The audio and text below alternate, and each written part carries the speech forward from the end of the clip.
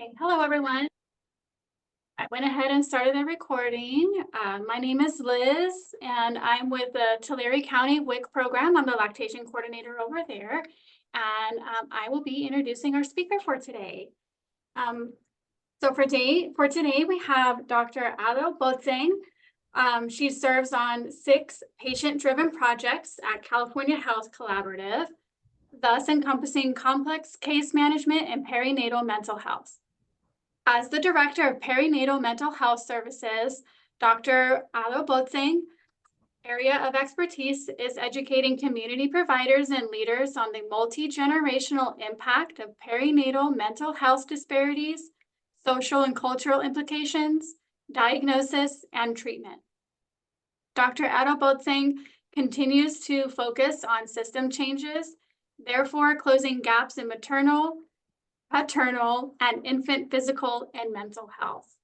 So if you'll join me in welcoming our presenter today, thank you for being with us, and I will hand it over to you. Thank you so much. Okay, so I'm going to start by sharing my screen. And I really encourage, because I like for presentations to be interactive, and I know that we have a lot of people on this call, but it would be great if, as they have the questions, if we could, pause and incorporate those, because sometimes if we don't answer the questions as we go along, it doesn't really make sense. Okay, so about us, that was a great introduction. So let me put this in presenter mode.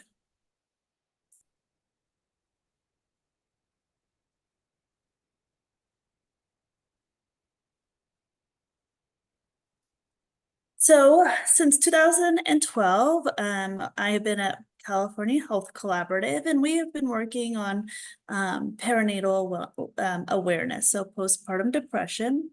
And since 2012, we expanded into multiple counties, running different task force in several counties and looking at various topics. For example, in Fresno County, we have a perinatal SUD project, and we also have an infant mortality and morbidity. In San Bernardino, we're looking at health disparities among African American women. So just to sum that up, that's what we do at California Health Collaborative. Okay, so our learning objectives today is to discuss perinatal mood and anxiety disorder, explore the prevalency rate within Kings and Tulare County, look at some risk factors, lactation, and resources.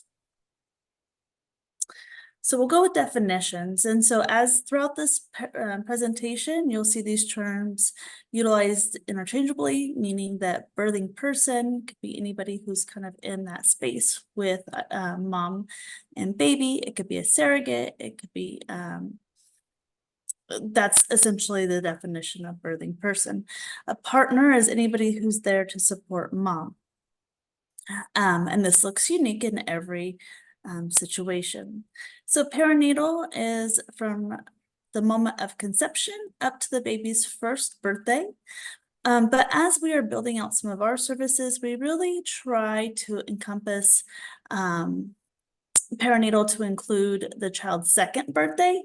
And that's due to the adjustment period of mom returning to work, mom stopping breastfeeding, and so on and so forth. So PMAD. So essentially, let me go to the next slide.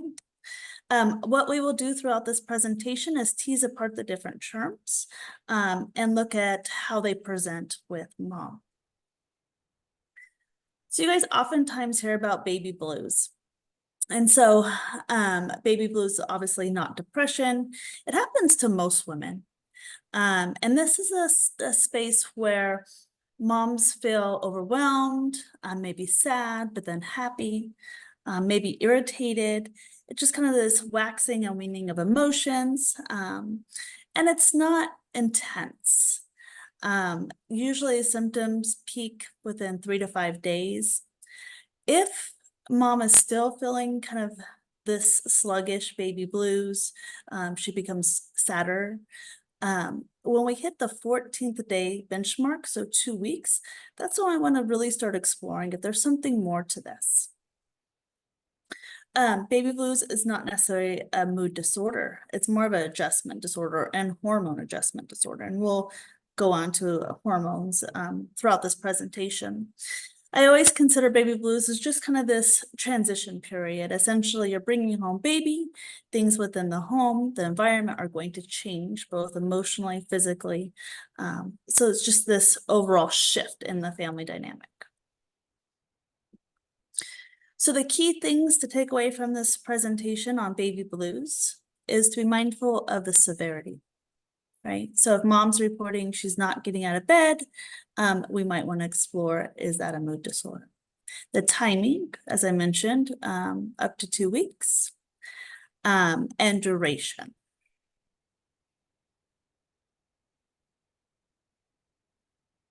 So what is a perinatal mood anxiety disorder? So I want us to kind of conceptualize this as a spectrum disorder, right? So we moved away from calling it postpartum depression because when people think of postpartum depression, they just think of a sad mom laying on the couch that is doing nothing, right? Nothing but crying. But really, it's a spectrum disorder. So there are times where mom just feels depressed, but then there's mostly, more prevalently, anxiety. And so this anxiety is usually associated with the pregnancy or baby, fear of not being a good enough mom, what are kind of the needs that I need met at that time during the perinatal period, anxiety about delivery, the list goes on about what a mom could be anxious about. Now, the OCD within the perinatal period is unique, meaning that, again, it's associated with baby, but an example of that would be that maybe mom is constantly checking to make sure there's enough soiled diapers. For example, she's counting every diaper to make sure that she has fed the baby enough. Or maybe the mom is obsessively checking to make sure the baby's breathing. It's really associated with the baby or the pregnancy, where typical OCD is not so. Usually it's germs, hand washing, those types of things. PTSD, so that looks like different for everybody, of course. But it's, again, associated maybe with the birthing process. It could be past trauma that has resurfaced. And again, when we think of PTSD, we don't want to take our own framework because a lot of us remember that PTSD came back from the military, war vets. And so we want to look at it as her experience on the situation versus ours. For example, I had one patient years ago who had a doctor in mind. She's working with this provider, and this provider was going to deliver her baby. And she met the other providers in the office throughout her pregnancy. Now, as the pregnancy progressed, this provider went on vacation and she ended up delivering early at Clovis Community. Now, she was very anxious because it was a new provider, one of his colleagues, that delivered the baby. However, every time she drove by the hospital, she was having flashbacks.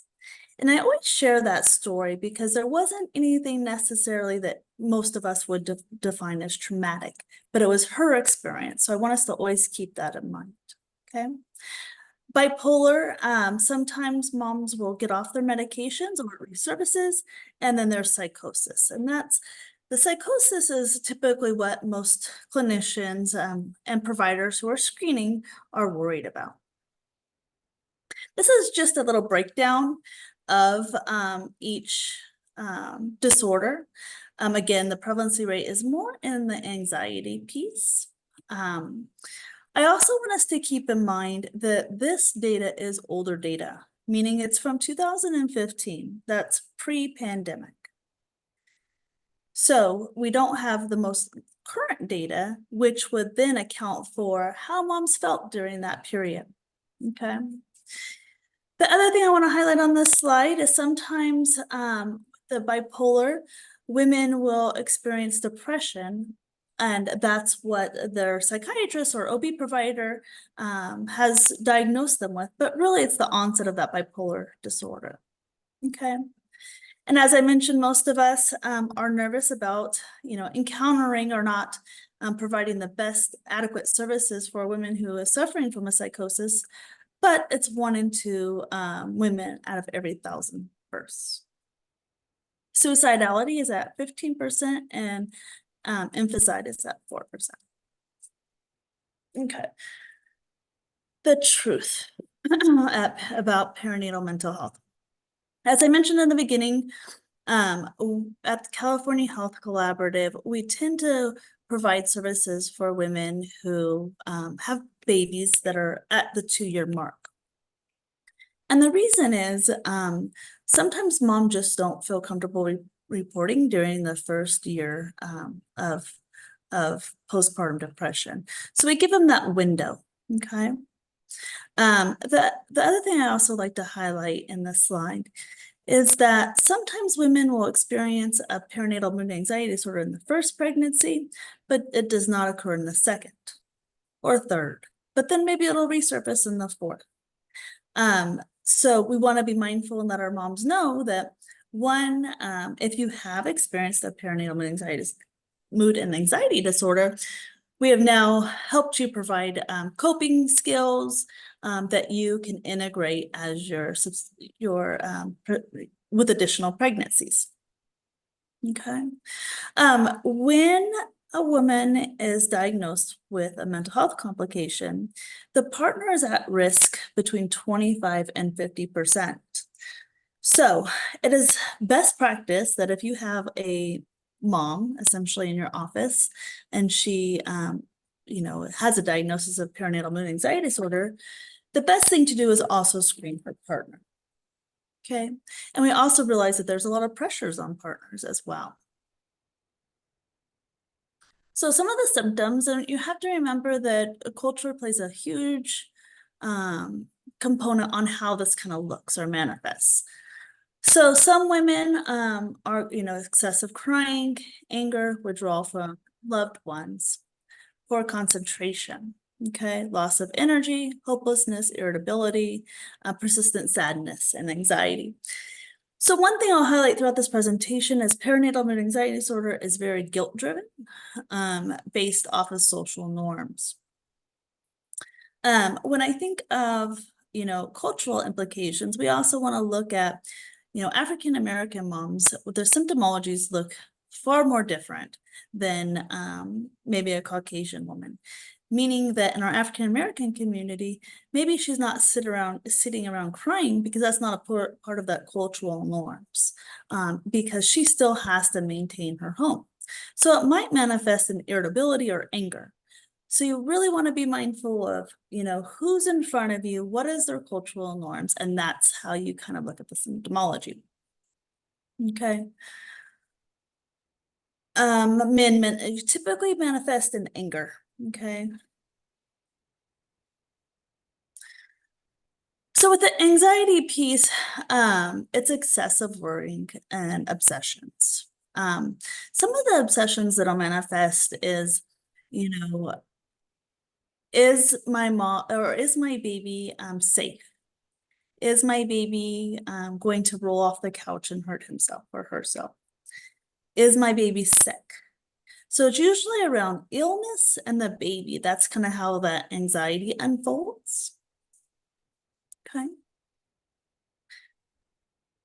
So I want us to look at this slide. This is one of the slides that I actually love. And when we look at perinatal mood and anxiety disorder, we say, there's kind of that sense of a good enough mom that's within our culture. And so this is a kind of a hormonal slide, right? So it shows the estrogen and progesterone, it's increasing, and at the moment of delivery, it decreases. So for me, this slide really represents that, it's not that I'm not a good enough mom, it's an adjustment within my body, right? Okay. So typically when I do this presentation, we're in person, but this is where we want to look at what is the difference between baby blues and postpartum depression. So in pregnancy overall, there's typically this normal to low self-esteem. Now, when we're looking at depression, it's usually more moderate to severe, lower self-esteem. Okay. Sleep. Now, as we all know on this call, that when you're pregnant, sleep is becomes tricky. You have this newborn baby, and if you want to breastfeed, you're constantly being woken up at night. But with women who are suffering with this mood disorder, they have trouble falling asleep. They might have nightmares and restlessness. Now, when a mom reports that she's having trouble sleeping, that's something that needs to be addressed automatically. Sleep is significant in our mental health. And so if we can create a plan with mom for her to sleep, sometimes her depression and anxiety will subside.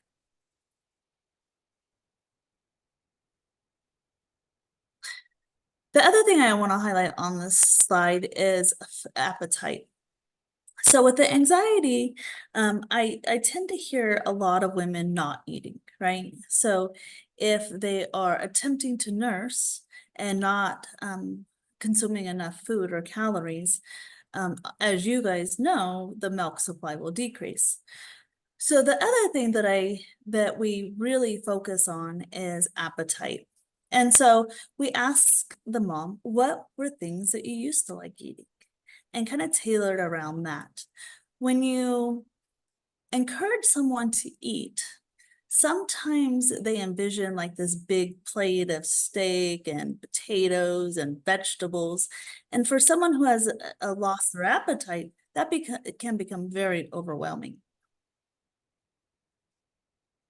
Okay. So at a national average, 1 in 7 women will experience some sort of mental health complication. Again, these statistics are from 2015, so they're a little old prior to the pandemic. Within the Central Valley, it's 1 in 5 moms and 1 in 10 fathers. I want to highlight this father statistic. There are limited resources for fathers, and this conversation is just really starting around fathers and engagement and perinatal mental health. So I suspect that number will trickle down to about 1 in 5. When we started with moms back in 2012, it was 1 in 10. And as the years kind of progressed and more awareness, we saw that number decrease. So Fresno, perinatal, so during pregnancy, is at 14%. Kings is at 19%, and Tulare is at 12. Postpartum, 17 for Kings and 10 for Tulare. When we were working in Kings County, one of the things I noticed is because of the military base, we had a significant amount of moms that had came forward and were accessing services.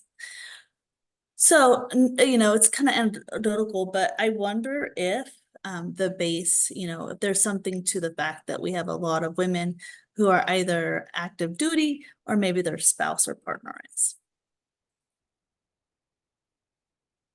So basic risk factors, childhood sexual abuse.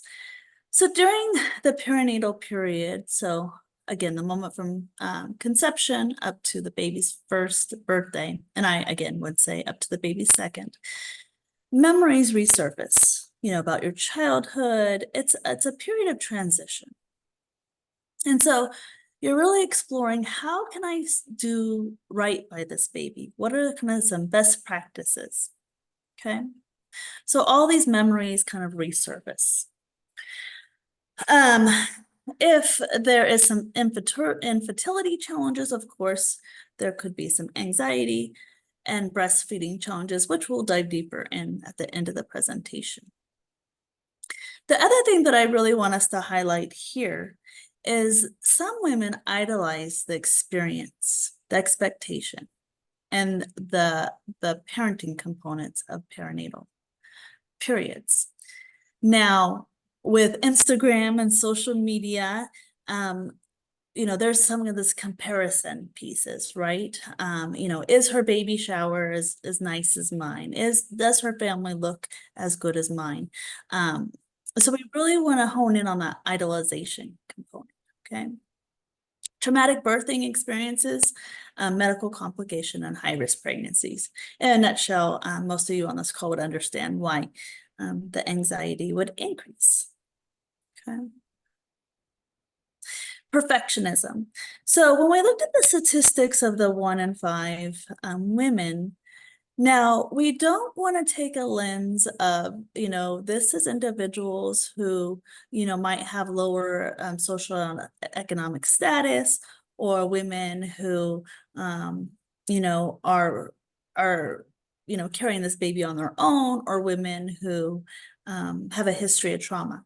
Now, 1 in 5 women included all women from all socioeconomic statuses and all different nationalities. So we want to be mindful of that. And also we want to look at, the hormone component of this.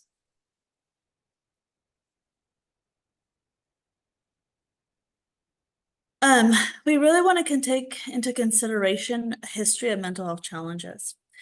Now, if someone has reported that, years back prior to pregnancy, they had suffered from a depression, we want to open up that conversation because it might be that that depression then resurfaces. Substance abuse. You know, Substance abuse is an interesting dynamic, especially with cannabis on the rise. Now, women are hearing mixed messages about cannabis, meaning that some of them are utilizing it for nausea. Now, as much as we're hearing that message, I wonder if that's true. But as we all know, that there are much better choices that we could use instead of cannabis. The one good thing about cannabis that I am recently realizing is that women just report it. It's not really taboo. It's kind of like I'm drinking wine, or I'm having a cup of wine during my pregnancy. Unwanted pregnancies, and multiples, okay? The other component on this slide that I really like to highlight is the health of the baby. Now, if a baby is registered in the NICU or is experiencing colic, of course that's going to increase mom's anxiety. It's going to decrease her sleep. Okay. Now, as we're working with perinatal women, I really like us to keep in mind social determinants of health. Now, again, the pregnancy period is a moment of transition. So if mom does not have access to her basic needs, meaning, there's food insecurity, meaning transportation is a barrier, crime within the environment. All of these are key factors that we want to take in consideration when working with this mom. Because although she might not be verbalizing that these are some of her fears or some of her unmet needs, they're still there. They're still present, right? And so if you're bringing home a baby into an environment where there's high crime rates, then as a mother, your natural instinct is to protect this newborn. So of course, your environment is going to play into your anxiety or depression. The other part I'd really like to highlight on this slide is access to resources. And really highlighting transportation. Now, everybody on this call probably realizes that transportation is a huge barrier. But I want us to take the stance of when mom doesn't show up for an appointment or mom isn't accessing services, is it possible it's due to transportations and the barrier? Not that mom doesn't want to show up, it's that she doesn't have the means to show up. And I really stress when we're working with perinatal women, look at the cultural considerations. What does it mean, motherhood within each individual culture? How do they express their emotions overall? What is their willingness to access services? Is that stigmatized within their family dynamics? Is breastfeeding something, is an expectation with their family dynamics, or is it something that the family doesn't feel that it's a necessary overall, that formula is another option? So you really want to look at the culture. How does this family navigate life within their culture? Now, due to limited time, I just briefly go over the screening tools that we have incorporated, well, some of them. But when you're screening mom, remember that it's self-reported. So you're only getting one kind of snapshot of what the overall picture is looking at. It's great if you have partner there, a friend there to really look at, what is mom experiencing? Okay.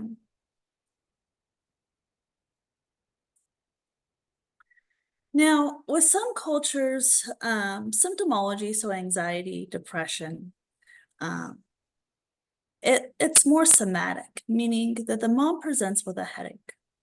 The mom presents with a stomach ache versus, I'm anxious. And that's how she kind of verbalizes that. So if you have a mom that's, presenting all these physical problems, you want to really dive deep. Is it linked to her mental health? Okay.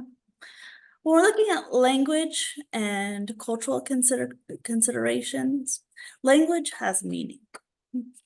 And when I say that, I mean, in some cultures, talking about perinatal mental health in their culture means that either they're crazy or they're not a good enough mom. So we really want to be mindful of the things that we say and how our moms are interpreting it. I did mention diet and encouraging moms to eat. Now, when we do so, we also need to be mindful of their cultural practices. Now, we know that some women consume certain foods because that's part of their cultural norm, and we need to honor that. So I'm not going to have time to go over the screening tools that we have implemented at the collaborative, but these are the tools that we use. So the ACE questionnaires are really looking at history of trauma, so we can kind of make that connection. The EPDS and PHQ-9 is looking at the depression. So the key points to remember. We want to remember that a person could present in our office and look well put together. That does not mean that she's not having a mental health complication. We do not want to say things like, this is a normal experience, because pregnancy and the perinatal period is a very individualized experience. Okay. And we also do not want to assume that it's going to get better on its own. So we want to ask about frequency, duration. Okay. We want to encourage families to seek professional help. We want to take concerns seriously. And we also want to come up with a plan. And I say this because one time I had this mom and the OB provider referred her to a psychiatrist, and the mom did not want to take the medication. And so she said, I'm just not going to do it. So I encouraged her to schedule an appointment, because to see a psychiatrist is about 30 days out at that time, about 30 days out. So we kind of calendared it. We said, okay, if you're not getting better in 30 days after you've scheduled this appointment, maybe it would be wise to just go visit the psychiatrist and establish a relationship. Okay, so this is the good stuff: perinatal, mental wellness, and lactation. So I really want us to look at lactation from a different lens.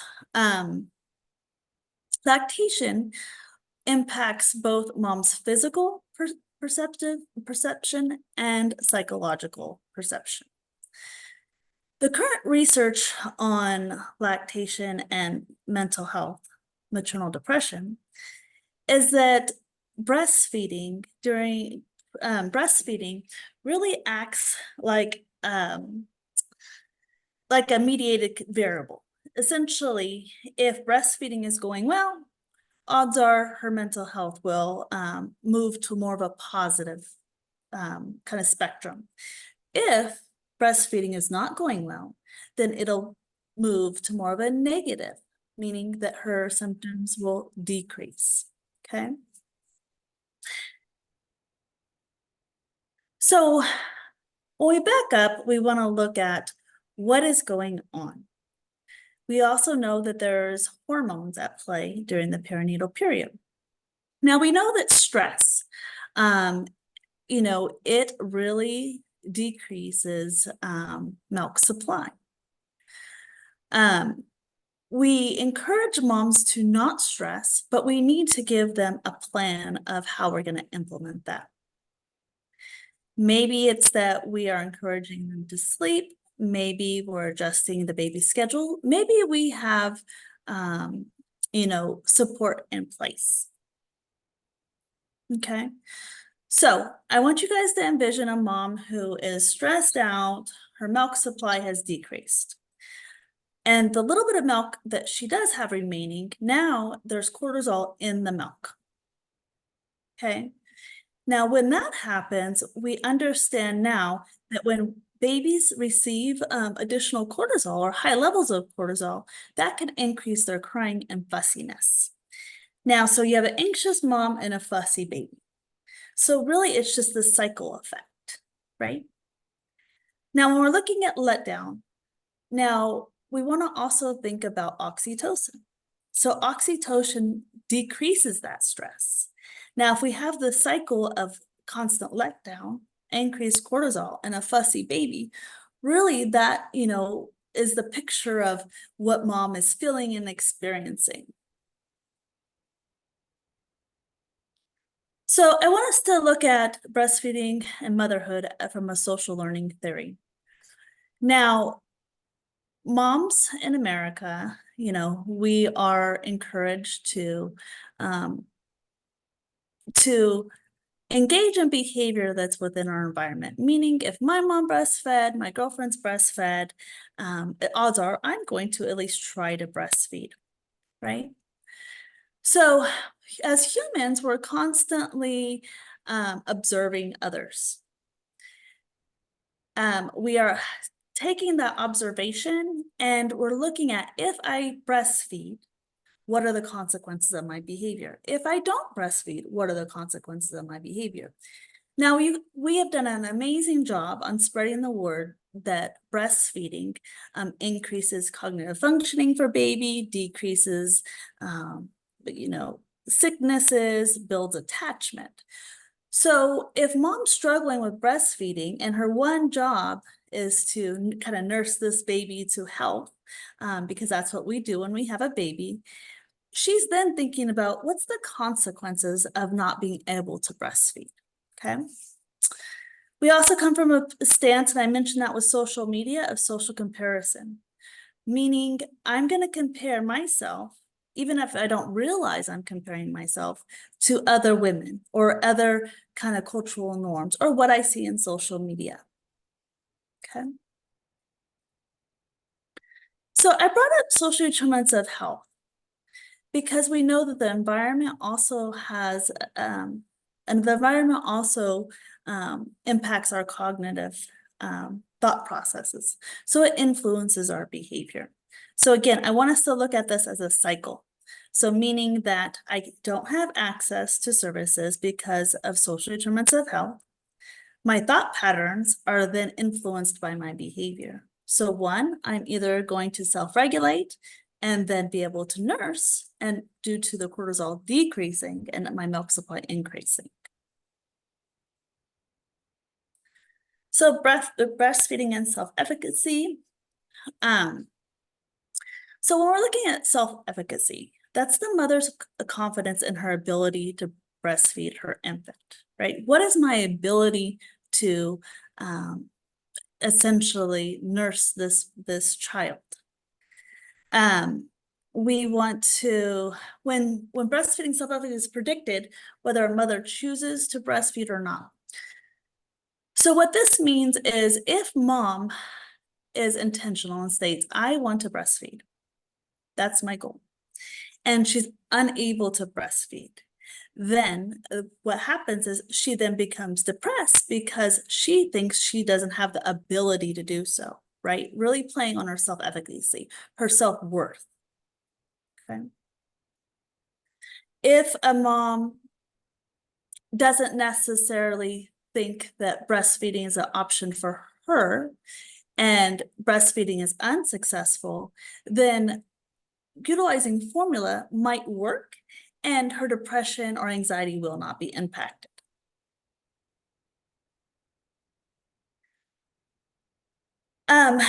So breastfeeding self-efficacy is influenced by 4 main sources of information. Performance accomplished, so past breastfeeding experience, meaning how did I nurse other babies in the past? What was my anxiety level? What did my environment look like? Okay. Vicarious experience, so watching other women within my circle. Verbal persuasion. So what are the influences? Is my partner stating, it would just be easier if you utilize formula. And then, of course, we're going to add in the fatigue, anxiety, and stress. So as providers or professionals within the community, our job is to really look at, self-efficacy, indicators. And how can we help increase her self-esteem, her self-worth, her confidence? When we do that, we're going to decrease the anxiety or depression.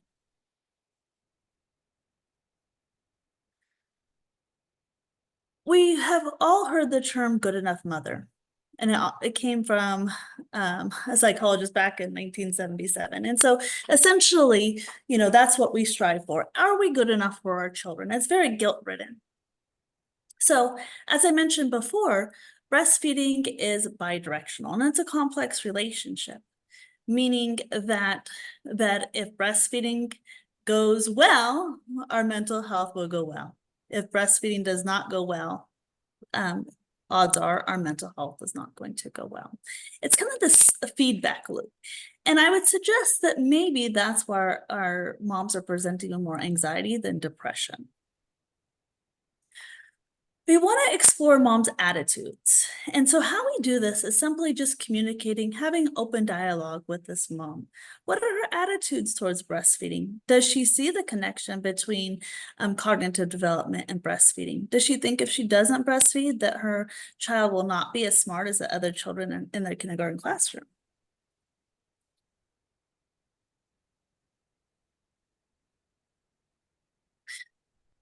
Overall, we want to make sure that mom feels like she is competent in her new role as being a mother. One, if we have a mother who did not meet our needs, we typically want to be a better mother than what we had. Or two, there's this kind of comparison model that I spoke of before that, hey, am I being as good of a mother as my mom or my grandmother? So essentially, even on an unconscious level, there is some comparison components that are at play. So due to limited time, I'm kind of rush through this, but this kind of gives you guys, how do you open up the line of communication?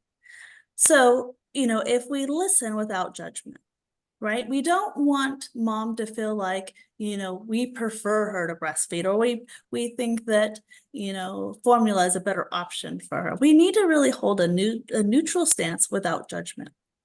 We want to explore her anxiety. We want to listen to her verbiage because words have meaning. Does she talk about breastfeeding? Does she talk about bottle feeding? What is her preference? And then we also want to have the back of our mind, perinatal mood and anxiety disorder. How is our mental health impacting lactation? When also we want to look and observe what are the parenting behaviors, meaning has this family breastfed before? Is the partner encouraging or discouraging? Then we want to look at the infant's behaviors. So we talked about the cortisol and the cortisol entering the breast milk and the breast milk then entering into the infant, and then the infant becomes fussy, right? And so it's kind of like this feedback loop. So we want to say, okay, well, if we have a fussy infant, how do we learn to calm the infant down? Because what's happening is the mom and the infant are kind of mirroring each other. So as anxiety increases, so does baby's anxiety increase. So we want to maybe look at mindfulness, maybe give her, options of journaling, maybe giving her options to take walks. The one thing I always want to state when we do trainings is that when you're coming up with interventions, we want to ask her, would that work for you? Because oftentimes as providers, people will give out, suggestions or interventions, but in the back of the mom's mind, she's thinking, I would never do that. So you want to make sure that that's something that works for her. So you want to validate that motherhood is hard, right? And so again, as our society has kind of external internal messages about a good enough mother, we want to validate that motherhood is hard, breastfeeding is hard, breastfeeding and depression and anxiety is extremely hard. So we want to validate her experience. We want to ask, and celebrate when she had successes. Maybe she had a week full of successful breastfeeding. Maybe her milk supply increased. You want to go back and say, hey, what worked well? How did that happen? One, because she can continue that behavior, or two, she could utilize this for additional pregnancies if she encounters the same thing. You want to look at her strengths. Who is in her support system? And what we also find is that some women will state, I don't have much support. But you want to explore with them, how do they navigate their day? Because if you dig really deep, sometimes you will find that someone is supporting an individual, but they don't view them as a support. Meaning if mom's walking to school every day with, the neighborhood mom, and they're chatting on the way as they're dropping off their kindergartners, and they're both in that perinatal period, the neighbor is a support, right? But we need to highlight that for mom, because when people are depressed, they don't see those little glimpses of hope that we need to highlight for them. We want to encourage them to talk to their provider, right? We want to encourage them to go back to their providers. We want to ensure that this is normal. 1 in 5 women will experience a perinatal mood and anxiety disorder. So let's normalize the conversation, and then we add in lactation. So I wanted you guys to have some resources. And so these are resources that you can either give to mom or know that yourself, of where you can look at medication and the impact on breast milk. One thing I do hear when we're providing case management or counseling with moms is they're nervous, right? So I'm going to take, antidepressant, SSRI. How is that going to impact my baby in utero, or how is that going to impact my milk? And so we always look at it from, if you're full of anxiety and, your baby's experiencing high levels of cortisol, is it possible that the medication would be better off for your baby?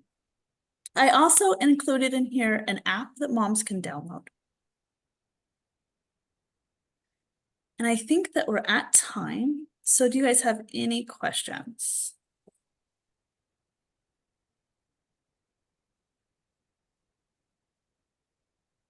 Thank you, Alex. That was wonderful. Yeah, we still have some time. So I don't know if there's anything you want to, we still have plenty of time. If there's anything you want to go back on the slides. How long do we have?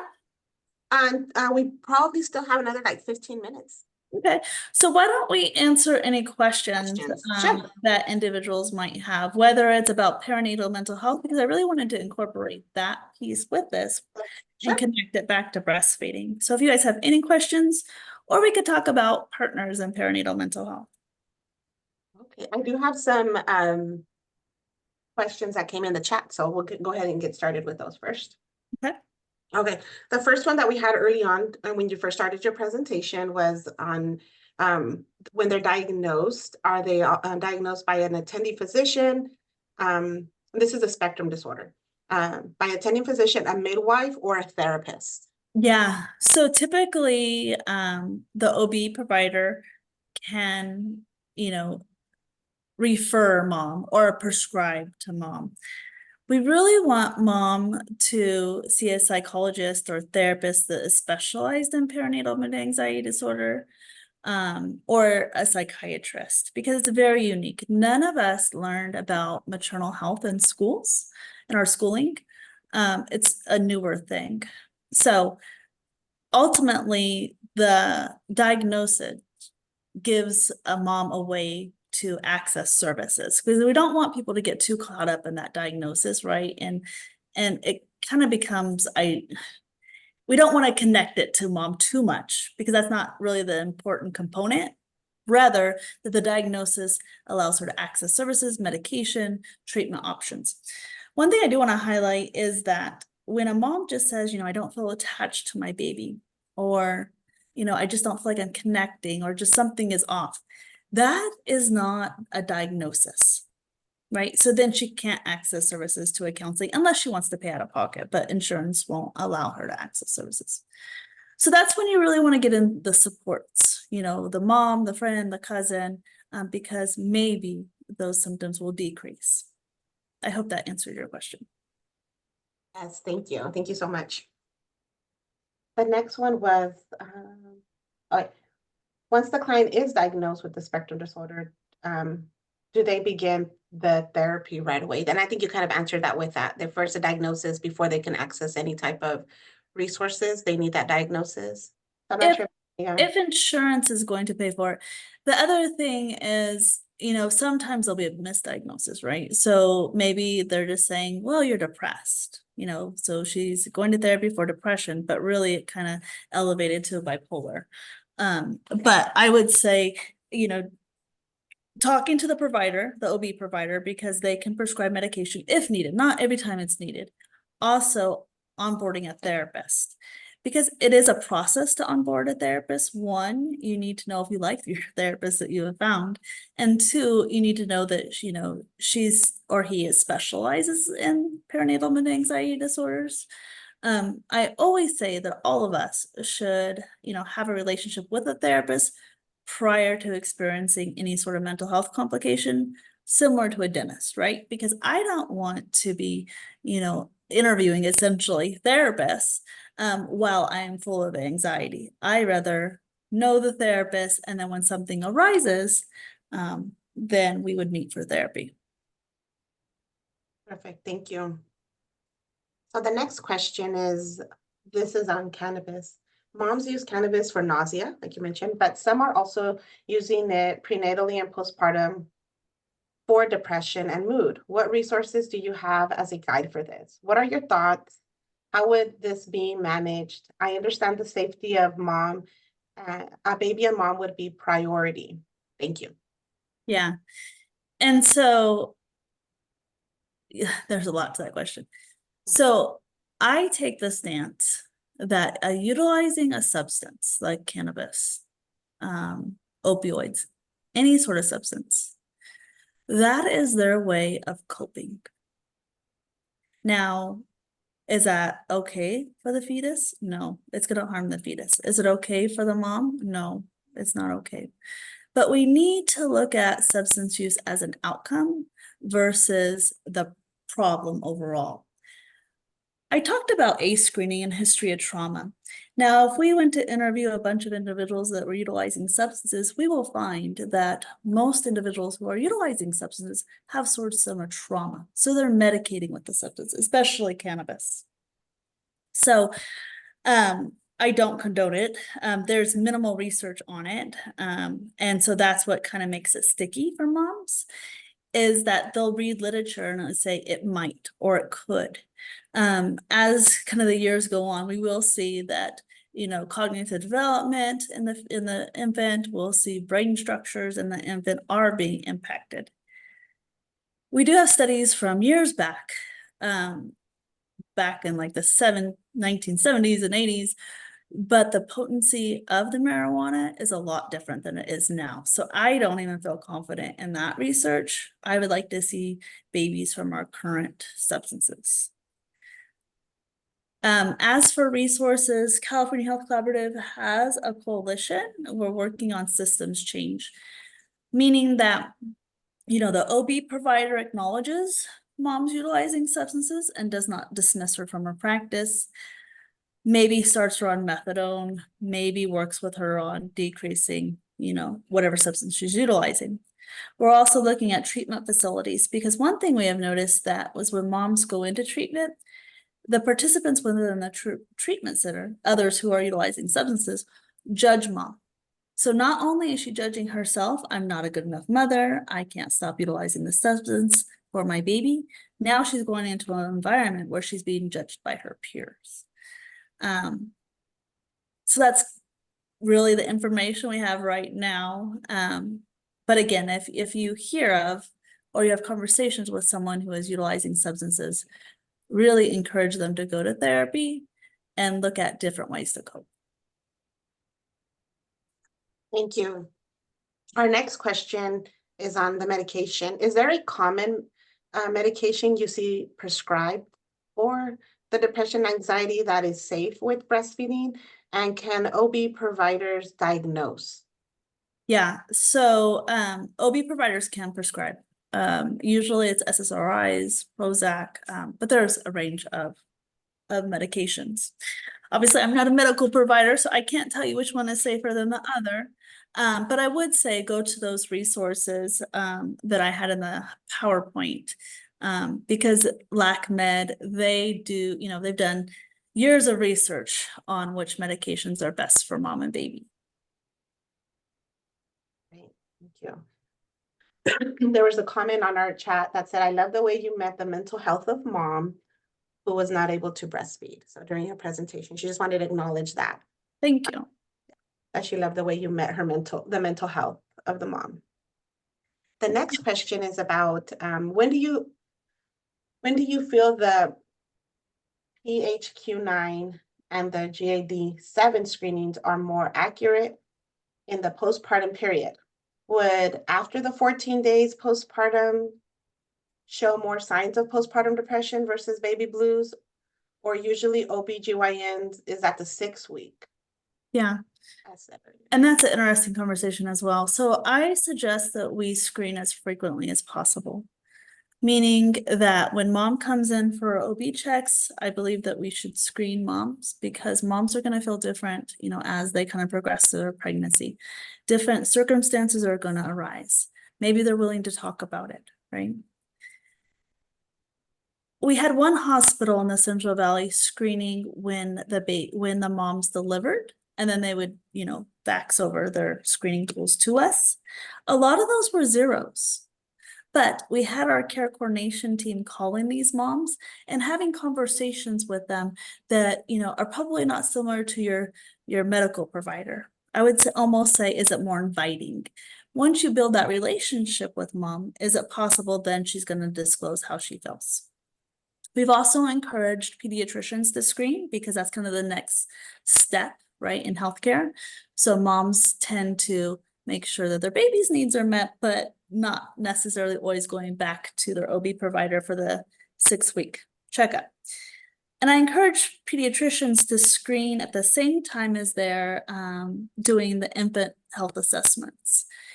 And we inform the pediatricians, as they know, that if mom is well, baby's going to be well, right? So if mom's depressed, she's not going to be apt to engage with baby, right? So, the mirroring pieces. If mom's anxious, as I mentioned to you guys, the cortisol is in the milk. So it should be best practices that we all screen to ensure that we capture how mom is feeling.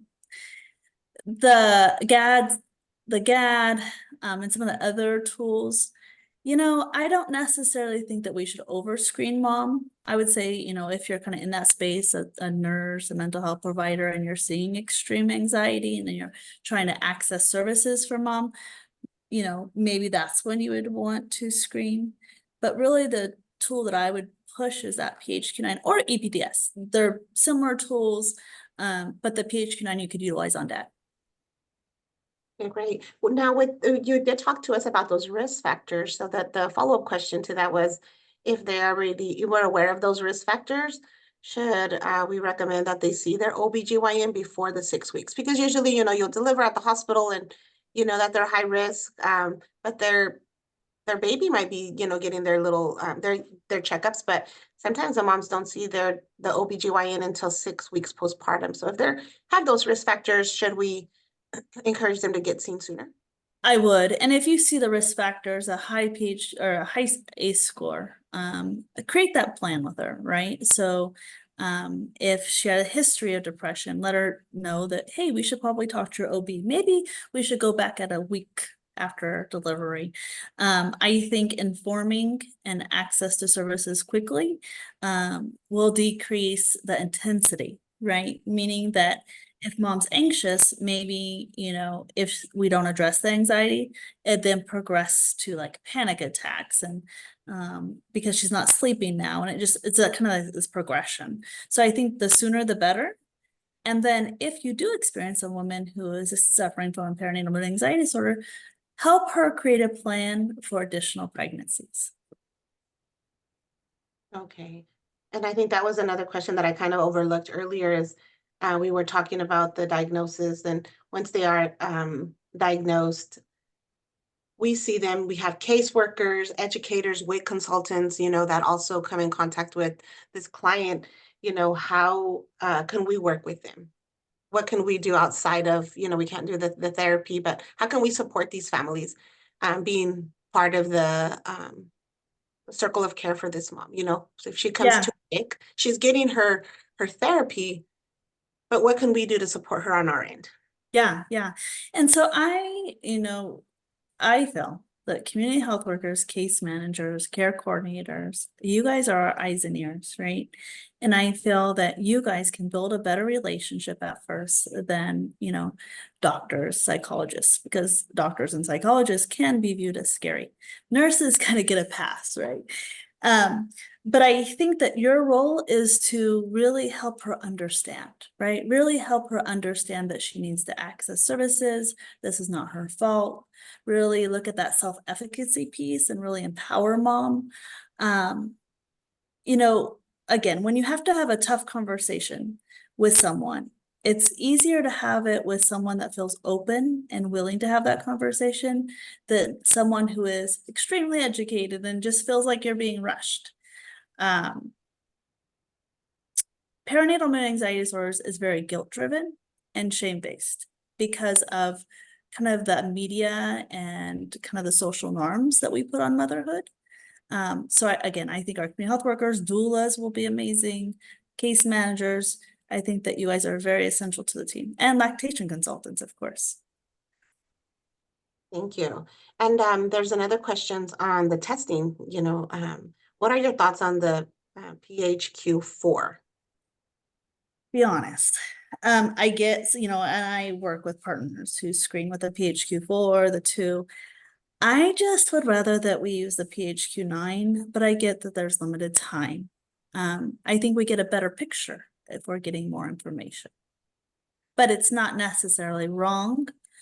We do have partners in our community, probably throughout the state, that don't necessarily feel that you should screen as often as I do. But I feel like, things change. Life changes throughout the day. Okay, and is that just the shorter version of it? Is that all It is. the main difference, just a shorter version? Mhm. And Mary shared with us, thank you for sharing, Mary, that they have their, when they have their baby checkups at 1, 2, 4, and 6 months, they also screen the mom. That's great. So they're screening the mom during these baby well checks, so. And if it's a pediatric office, you guys can also bill for that screening tool, that screen, just a side note. Perfect. Okay. And then there was some question there was a comment here about like other proven ways to support the moms versus medication, whether that be like chiropractic care, neuropathic, and counseling mothers with mood disorders. That companies are offering these options now. And then for her personally, she would prefer to refer clients to these services rather than the medications. Her concerns are with just the medication and the suicidal rates. Yeah. And so that's, I go back to the culture. Motherhood is so embedded into our culture. Some individuals, meditation, mindfulness is kind of their coping mechanism. And essentially, we need her body to self-regulate, right? So I believe that those practices are very valuable. I also do not necessarily take the stance that you have to see a therapist. I say one day when I open up a private practice, I'm going to go and give out all my business cards to hairdressers. Because for some women, their therapist is their hairdresser, right? So it's just kind of that social connection, someone you can communicate with, someone you can, share like-minded, thought processes. So really, we don't necessarily always have to access a therapist. But again, if the anxiety is ridiculous, the depression is ridiculous, we need to get them professional help. But there are other ways. I think our society now, pre-pandemic is we didn't connect, right? We'd all go to work, we'd take our kids to sporting activities, we would feed them and go to bed, right? We're not necessarily talking to our neighbors. We're not building those relationships. Yeah. Okay. We have just a comment here that there's one of our attendees that she screens both parents, lactation consultant, if they're both in attendance at every lactation appointment. I have found more partners dealing with it than expected. So she's even like, if we have both parents there, the support groups through PSI are incredibly helpful. Yeah, you would be surprised. We actually have a program out in Madera County. It's a dad's project. And to be honest, I was a little nervous. It's like, how do we, get dads into treatment? But our support groups, they are very engaged. Our coordinator for our support group says, Alex, the dads don't want to leave. And I was like, okay, well, create champion dads and they could facilitate. And really, we're looking at sustainability. So it's amazing. But it's great how dads are coming forward and saying, hey, I don't want to be alone in this. And what are your thoughts on online therapy, or is there any online therapy or mother groups that you recommend? Yeah, so when the pandemic hit, we realized that our moms were accessing services, more moms, and the duration of time of them accessing services was better because it was online therapy. And I always, when I think of, human behavior, I always think of what would I do, right? And so I have 4 children and I can just envision being depressed and carrying my newborn in their little carrier to a therapist. Like that's all work, right? Like you have to, create a plan, execute the plan, and, be motivated to do so. So I could see how it's effective in perinatal health. I could see that. However, I come from a stance that in-person therapy is better, or I would prefer, just because it's that human connection. I just feel like it's so different. Now, I do see research saying that online therapy is just as sufficient as in-person therapy, but that's just my personal stance. Thank you for sharing that. Teresa just mentioned that there's like mommy and me groups, local church groups, community women groups are all great places to connect mothers. I feel like you're kind of saying the same, that it's just that connection, right? That human connection in person that provides social, emotional connections. Yeah. And, normalizing how they feel.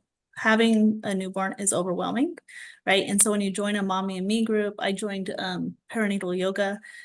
You get to have those conversations, right? Like this is hard. Breastfeeding is hard. A lot of people think that breastfeeding is natural, right? And it's just going to be simple. I have 4 children and 2 of them, it was very hard to breastfeed. And so we just need to normalize the conversation. Thank you. And you did mention the resources. Is there also maybe like some handouts that we can share? She could share with me and I'm going to share the recording with our group. And then if there's any type of handouts, anything you want to share with me, I will drop those into, with the recording, the links. Sounds good. Sounds good. And we'll send it through email? Yeah. Perfect. You can send me any kind of handouts or any kind of references or anything you want to send me. I could then share with our group. And I know we had quite a people signed up and stuff comes up. So those that did even register, they registered for our lunch and learn. and they didn't make it today, we still send them the recording. So we still want your message to get out. So they may not have been here live today, but if they're on our registration list, they'll get the recording. Perfect. Someone mentioned PSI. PSI is an amazing resource, and that's a space where you can get trained and certified. I encourage all our mental health providers to get trained and certified, because we want to ensure that we're not sending mom to a provider that just doesn't understand the nuances of perinatal mental health. Another fear with it is that, women think that their baby is going to be taken away, or that they feel crazy. We want to remember that if a woman or someone comes to you and says, hey, I'm having visions, my baby is falling, or hey, I'm getting extremely anxious around my baby, she is asking for help, right? So it's our job to create a plan versus come from a stance of a CPS report. Thank you. I know that we have Teresa here on the chat. She's local, so she's from Visalia, and she mentioned that the neighborhood church provides 12 free peer counseling sessions for young mothers. That's great. So if we have people here in the valleys and, in the Visalia, Tulare, even Kings County, that's not, too bad of a drive to get those services. So she just wanted to share that. Yes, that's great. And if anybody has any questions, any last questions, maybe we could take another one or two. You could raise your hand. I could unmute you, but I think as far as the chat, we have something that just came in. Oh, also she wanted to share, we have a centering pregnancy program here in Psy Health, which are prenatal visits with support group style. And it continues with the parenting and our WC visits for the first year of the baby. So they seem like they have that, like I said, you mentioned just that emotional support, that one-on-one support. Have you heard of that? Have you heard of that program? And we have that program in Merced County, and I just love it. So essentially what it looks like is, all these women are accessing their prenatal care in a kind of a group form. And doctor comes in and checks their vitals, weighs them, measures belly, and it's more kind of this group care. So they're building that relationship and bond. I would really like it to see how it looks when those women then deliver, and now they're working in that same support group with their babies, right? I feel like that could build a lifetime connection with those moms and babies. That's great. And hopefully these are like pretty new programs then, it sounds like, and with their pilot. So maybe depending on how everything goes, they may be able to roll them out throughout the state. Yeah. That's exciting and great, more resources for our communities. I don't see any other hands, so I think we are. One. Oh, I'm sorry. Yeah. Carol? Yeah, let me go ahead and see if I'm able to. Are you able to unmute? Oh. There we go. Yes, for me. Yes, so I'm the program coordinator for the Centering Pregnancy Program and for the Centering Parenting Program. So we do have that same group style support group for moms, which is the first year of the baby's life, which are the well child visits. So, which is the 2, 4, 6, 9, and 12-month visits that they get their vaccines. And we do it in a 2-hour group session where moms have the ability to ask further questions regarding the baby for that month that they're in. And we do focus a lot on mom. So we ask a lot of questions for mom, like what is mom doing for her health? What is something new she learned that week besides the whole parenting part of her new life now? And that groups, we do have one group that is continuing up to the 24 months. So that group has been doing their whole 9 months of pregnancy and the first 2 years of the baby's life. So these moms have been together for like 3 years, and like they know each other well, and they've been able to have that opportunity to connect with their healthcare team as well. That is great. And where are you located? We're in San Diego. It's called San Isidro Health. Okay. And we work with the Centering Pregnancy Program. Yeah, that's who ours is with too. It's really interesting, and you build those relationships, if you need a child care provider, you need someone else to pick up your other child from school, right? It's just building that kind of network that not everybody has. Yes, thank you. I just wanted to share a little bit about the program. Thank Oh, you. yeah, no, thank you. And I hope to see it, like you said, you guys are piloting the programs and getting the grants and the money, and hopefully that's something that we're gonna see, even here throughout the Central Valley and throughout the state. So thank you for sharing. Mhm. And then Teresa also mentioned there's a Healthy Start through the Tulare County Office of Education. That's another Oh, nice. resource.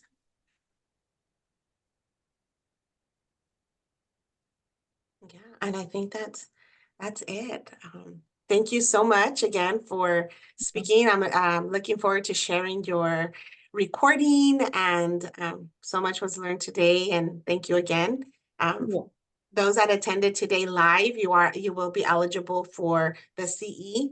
So I'm going to send out, you'll get your certificate for CE after you fill out an evaluation. It'll automatically go to your it'll get emailed to you. So sometimes you may have to look at your spam folder. It might be in there, but that will go out within the next couple of days. So just bear with us a couple of days and we'll get that evaluation out. And thank you again for joining us. Thank Thank our in-person, you can't see them, Alex, but we also have probably a room full of maybe close to 20 people that were just watching you live. So we finally started doing them, getting together again. And so it was great to have our group here. We treated them to lunch from our coalition, catered their lunch today. So it was great to see that. Thank you for having me. No, we appreciate it. And hopefully we'll see you again soon. Talk to you later. Bye-bye. Thank you. Bye-bye.